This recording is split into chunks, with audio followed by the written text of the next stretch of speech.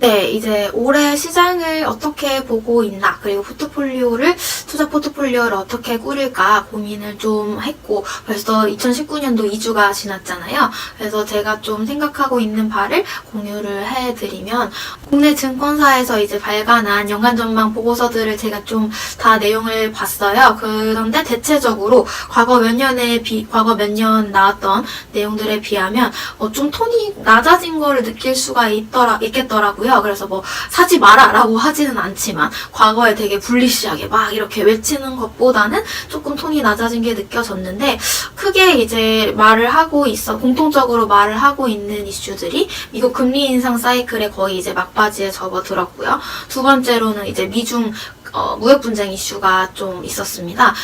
이 두 가지 팩터들 때문에 올해 시장을 좀 중립적으로 보는 것 같았고, 저도 그 의견에 동의를 하기 때문에 올해 이제 저의 투자 포트폴리오는 좀 방어적인 컨셉으로 많이 꾸려보려고 해요.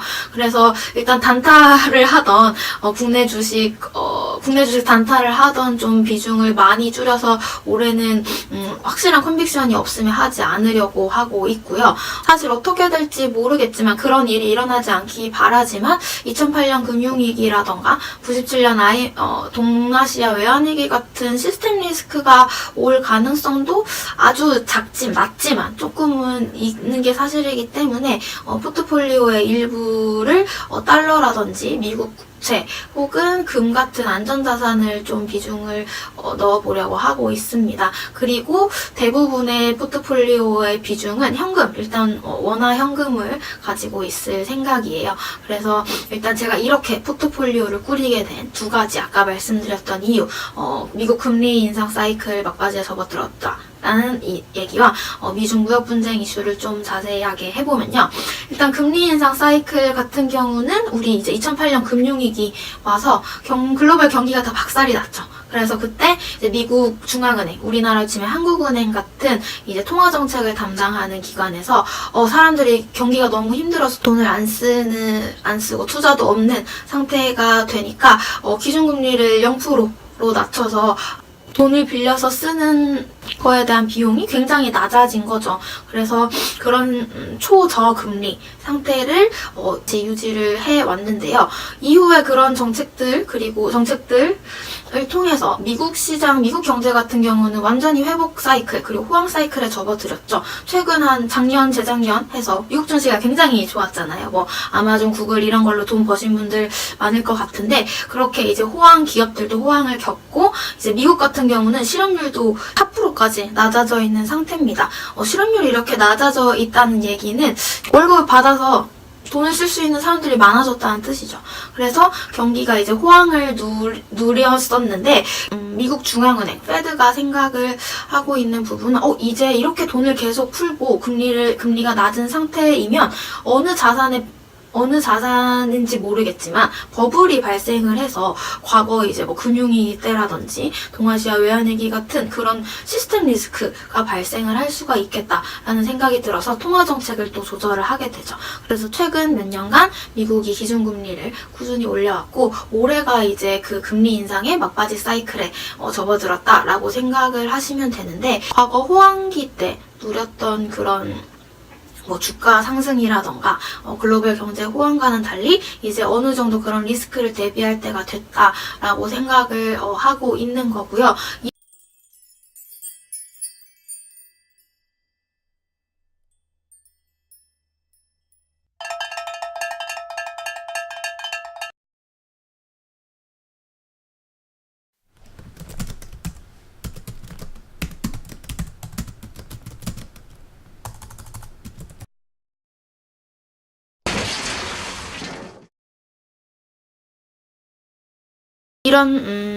이런 하강 사이클에서 이런 수익률 방어가 되는 애들이 아까 앞에서 말씀드렸던 달러라든지 금이라든지 이런 안전자산 애들이 있습니다. 포트폴리오도 그런 배당주 위주로, 주식을 편입을 한다면 배당주 위주로 좀 가져가려는 생각을 가지고 있습니다.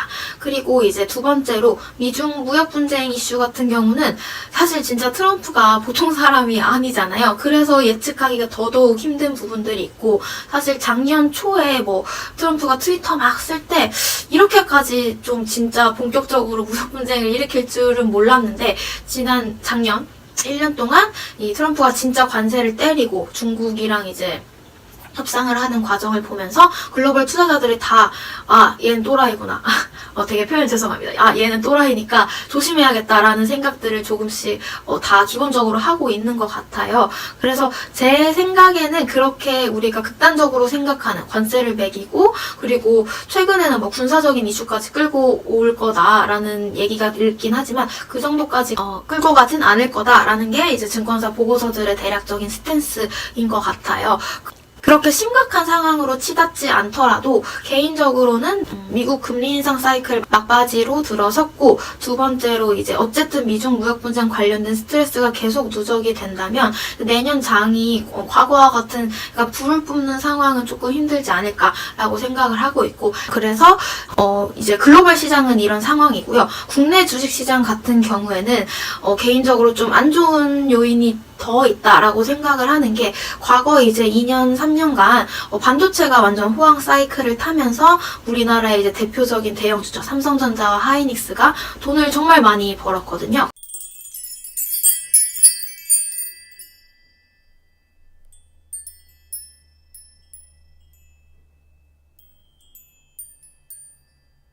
올해 같은 경우는 이제 반도체 사이클이 피크아웃을 하면서 2018년 대비해서 19년은 이익이 늘어나기가 좀 힘들 것 같다라는 지금 컨센서스 시장에서의 생각들이 형성이 되어 있는 것 같아요. 그래서 이렇게 이익이 정체되는 경우에 시장 전체가 사실 불을 뿜으면서 상승하긴 굉장히 힘든 것이 사실이기 때문에 이제 과거 히스토리 데이터를 봤을 때 이렇게 시장이 정체되는 환경에서는 특정 이제 테마나 특정 업종에 이제 쏠림 현상이 나타났었고 올해도 그래서 이렇게 시장 전체가 벌어들이는 이익이 정체되어 있는 상태에서 성장성이 돋보이는 특정 업종에 좀 수급이 쏠리지 않을까라는 생각을 하고 있습니다. 그래서 종합해 보면 올해 시장 자체의 환경이 녹록지 않아요. 미국 금리 인상 사이클 막바지에 접어들었고 이 와중에 트럼프는 맨날 트위터 날리고 있잖아요.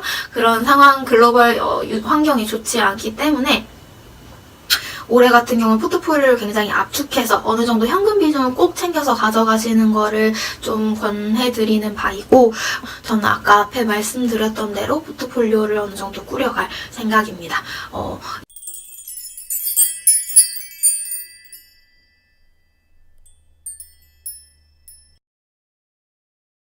오늘 이제 좀 공유하고 싶은 내용은 여기까지고요. 다음 주에도 좋은 컨텐츠로 찾아오도록 하겠습니다.